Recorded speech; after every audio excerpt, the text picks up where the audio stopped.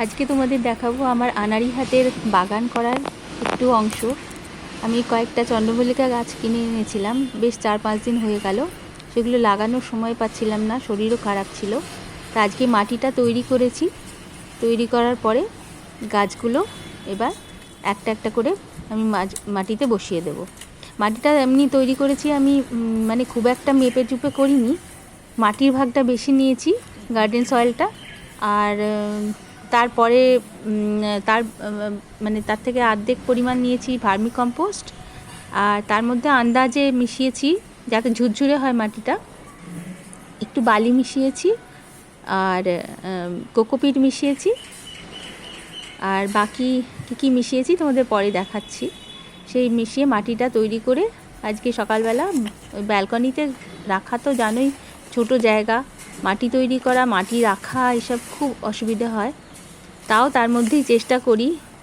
Successful কমই হয়, কিন্তু এবার অনেক কিছু ইউটিউব দেখে দেখে কিছু মানে শিক্ষা গ্রহণ করেছি। সেই সব দেখে একটুখানি চেষ্টা করেছি কয়েকটা গাছ লাগানোর, দেখি শীতকালে কিছু ফুল টুল পাই কি না। তো গাছগুলো লাগানো হয়ে গেছে সব। 5টা গাছ ছিল, নিয়ে এসেছিলাম কিনে। এবার ওপর থেকে একটুখানি আমি আগে জল স্প্রে করে দিচ্ছি। গাছগুলো শুকনো হয়ে আছে, একটু ভিজিয়ে দিচ্ছি আগে। সব কটা গাছে একটু জল স্প্রে করে দেবো। আর টবটা নিয়েছি 4 ইঞ্চি, বেশি বড় টব করব না, এর মধ্যেই যা হবে।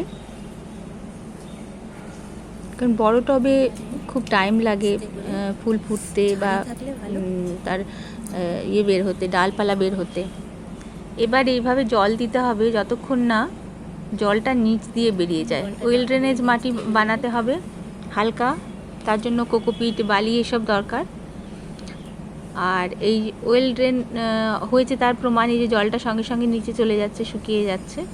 এইভাবে ততক্ষণ জল দিতে হবে যতক্ষণ নিচের ফুটোটা দিয়ে জলগুলো বাইরে বেরিয়ে না যায়। তো প্রত্যেকটাতে প্রথমবার তো কমসে কম এইভাবে জল দিতে হবে। এখনও বেরোয়নি, এখনও জলটা টেনে নিচ্ছে, কিন্তু নিচ দিয়ে বেরোয়নি।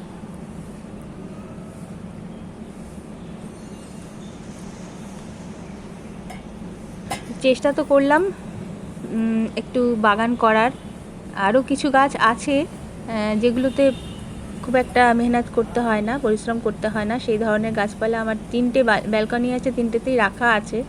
কিন্তু ফুল গাছ খুব কম হয়, কারণ রোদ্দুর প্রচণ্ড কম আসে। একটা ব্যালকনিতে একটুখানি সময় রোদ্দুর আসে, বাকি ব্যালকনিগুলোতে একদম রোদ আসে না। তো রোদ গাছের জন্য খুব দরকার। সেই জন্য আমার খুব একটা ফুল গাছ সাকসেসফুল হয় না। তো এবার 5টা চন্দ্রমল্লিকা নিয়ে এসেছি, দেখা যাক কি হয়। আর লাগাতেও দেরি হয়ে গেল আমার, আমি বাড়িতে ছিলাম না বহুদিন। এই দেখো তলা দিয়ে জল পড়ছে, তার মানে এটাতে জল দিতে হবে। শেষ আমার। এবার অন্য টবগুলোতেও এইভাবে জল দিয়ে দেবো। ব্যাস, সবকটাতে জল দেওয়া হয়ে গেছে। এবার দেখো ব্যালকনিটার অবস্থা। এখানেই মাটি তৈরি করেছি, এখানেই সব কিছু নিয়ে এসে মিশিয়েছি। আর কি মিশিয়েছি তোমাদের বললাম, মাটি, ভার্মি কম্পোস্ট, তার সঙ্গে মিশিয়েছি একটু এপসাম সল্ট আর বায়ো ডিএপি মিশিয়েছি, বোন মিল, নিম খোল মিশিয়েছি যাতে পোকামাকড় না হয়। একটু সিউইড দানা দিয়ে দিয়েছি, কয়েকটা বালি দিয়েছি এই বালি, আর কোকোপিট দিয়েছি।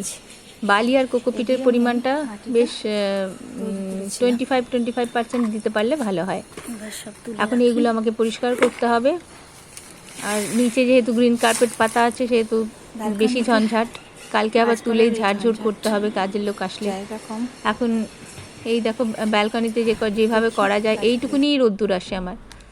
আর মাটির সঙ্গে আমি একটু ফাঙ্গিসাইড মিশিয়েছিলাম, আর একটু রুটিং হরমোন মিশিয়েছি। এই সমস্ত মিশিয়ে তৈরি করেছি। দেখা যাক এখন কিরম ফুল হয়।